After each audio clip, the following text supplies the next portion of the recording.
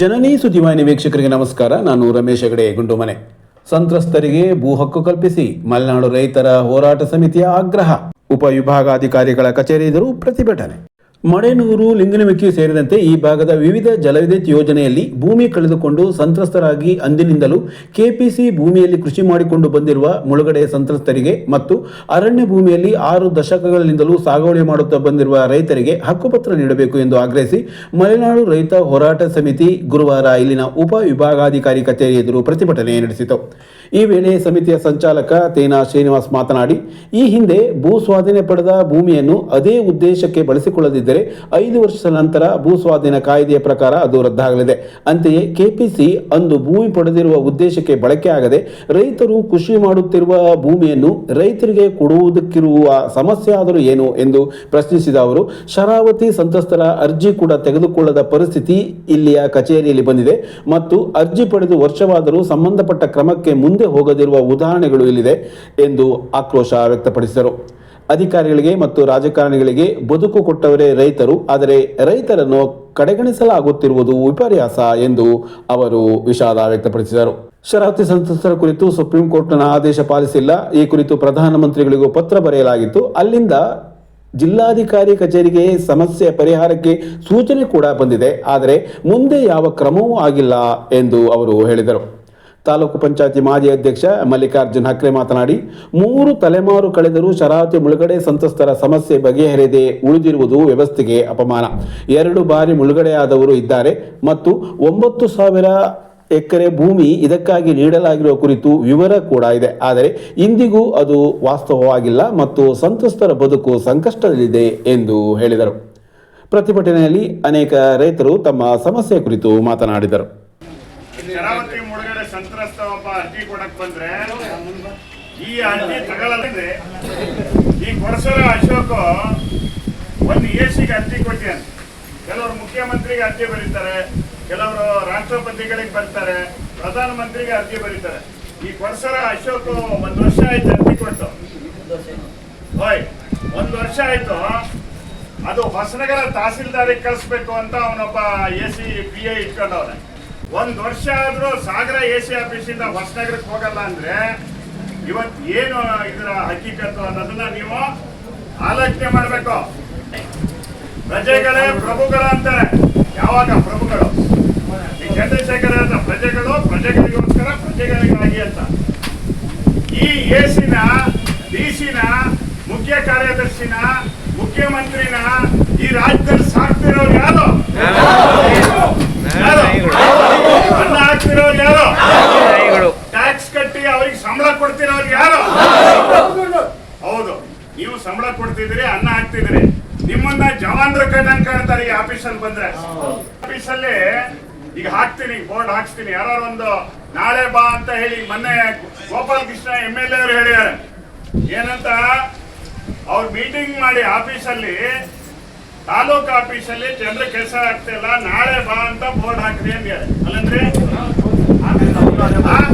ನಾಳೆ ಬಾ ಅಂತ ಶಾಸಕರು ಏನ್ ಮಾಡ್ತಾರೆ? ತಹಸೀಲ್ದಾರಿಗೆ ಸಸ್ಪೆಂಡ್ ಮಾಡ್ಬೇಕು. ಜನರ ಕೆಲಸ ಮಾಡ್ತಾ ಇರೋರಿಗೆ ಕಾನೂನು ಇಲ್ವಾ? ಎಸಿಗೆ ಸಸ್ಪೆಂಡ್ ಮಾಡ್ಬೇಕು, ಗುಮಾಸ್ತ್ರಿಗೆ ಸಸ್ಪೆಂಡ್ ಮಾಡ್ಬೇಕು. ಜನರಿಗೆ ಗೌರವ ಕೊಡದೇ ಇರ್ತಕ್ಕಂಥ ಯಾವನೇ ಅಧಿಕಾರಿ ಇರ್ಲಿ, ಯಾವನೇ ನೌಕರ ಇರ್ಲಿ, ಅವ್ರನ್ನ ಸಸ್ಪೆಂಡ್ ಮಾಡಬೇಕು, ಅವ್ರ ಮೇಲೆ ಕ್ರಮ ತಗೋಬೇಕು. ಶಾಸಕರಾಗಿ ನೀವು ತಾಲೂಕು ಆಫೀಸಲ್ಲಿ ಕೆಲಸ ಆಗ್ತಾ ಇಲ್ಲ ಅಂತ ಹೇಳ್ಬಿಟ್ರೆ ಸಮಸ್ಯೆ ಬಗೆಹರಿತಾ?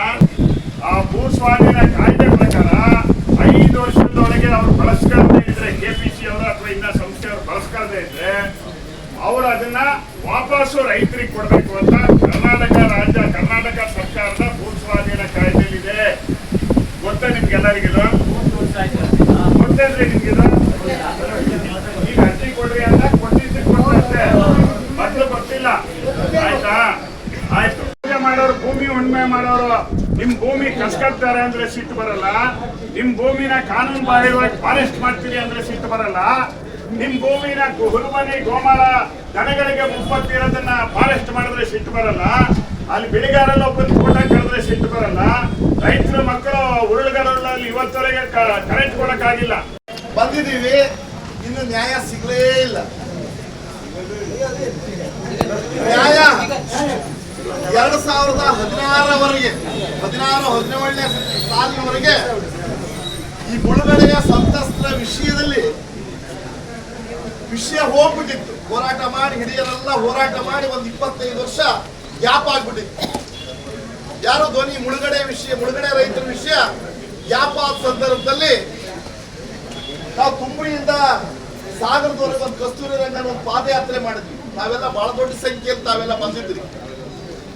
ಅದರ ಸಲುವಾಗಿ ರಮಾನಾಥ್ ರೈ ಅವರು ಅವತ್ತಿನ ಫಾರೆಸ್ಟ್ ಮಿನಿಸ್ಟರ್ ಶಿವಮೊಗ್ಗದಲ್ಲಿ ಕಸ್ತೂರಿ ರಂಗನ್ ವರದಿಯ ವಿಚಾರದಲ್ಲಿ ಕ್ಯಾಬಿನೆಟ್ ಸಬ್ ಕಮಿಟಿ ಮೀಟಿಂಗ್ ಇಟ್ಕೊಂಡ್ರಲ್ಲಿ 6-7 ಜನ ಮಂತ್ರಿಗಳು ಅವರ ಅಧ್ಯಕ್ಷತೆಯಲ್ಲಿ ಸಭೆ.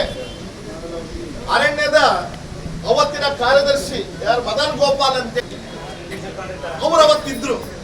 ನಾವತ್ತು ಯಾಕೆ ಕಸ್ತೂರಿ ರಂಗನ್ ವರದಿ ಜಾರಿ ಆಗಬಾರ್ದು, ಈಗಾಗಲೇ ನಾವು ಮುಳುಗಡೆಯಾಗಿ 3-4 ಸಲ ಮುಳುಗಡೆ ಆದವರಿದ್ದೀರಿ. ನಾನೇ 2ನೇ ಸಲ ಮುಳುಗಡೆ ಆಗಿದ್ದೀವಿ. ಒಂದು ಮಣೆನೂರು ಡ್ಯಾಮು, 2ನೇ ಸಲ ಲಿಂಗನಮಕ್ಕಿ ಡ್ಯಾಮ್ ಅಲ್ಲಿ ಮುಳುಗಡೆ ಆಗಿದ್ದೀವಿ.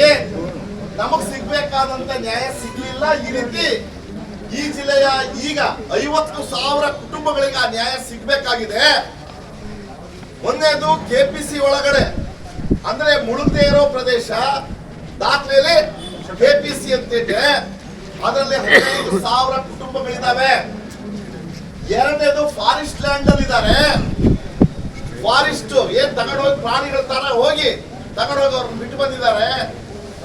ಅವರಿಗೆ ನ್ಯಾಯ ಸಿಗ್ಬೇಕಾಗಿದೆ, ಹಕ್ಕು ಸಿಗ್ಬೇಕಾಗಿದೆ. ಆ ತರ ಕುಟುಂಬಗಳು 30,000 ಕುಟುಂಬಗಳಿದಾವೆ. ಇನ್ನು ರೆವಿನ್ಯೂ ಭೂಮಿ, ಕಂದಾಯ ಭೂಮಿ ಸಪ್ಪಿನ ಬೆಟ್ಟದಲ್ಲಿದ್ದಾರೆ. ಅವರಿಗೆ ಮುಳುಗಡೆಯ ಹಕ್ಕು ಏನಿದೆಯಲ್ಲ, ಆ ಮುಳುಗಡೆಯ ಹಕ್ಕು ಸಿಗಲೇ ಇಲ್ಲ. ಒಬ್ಬ ಕಾರ್ಮಿಕರಿಗೂ ಸಹಿತ ಕನಿಷ್ಠ 4 ಎಕರೆ ಭೂಮಿ ಕೊಡಬೇಕು ಅಂತ ಹೇಳಿ ಅವತ್ತೇನು ಕಾನೂನು ಇತ್ತು, ಆ ಕಾನೂನು ಜಾರಿ ಆಗ್ಲಿಲ್ಲ.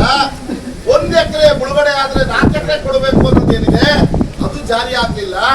ಹಾಗಾಗಿ ಈ 3 ರೀತಿಯ ಸಮಸ್ಯೆನ ಬಗೆಹರಿಸಬೇಕಾಗಿದೆ.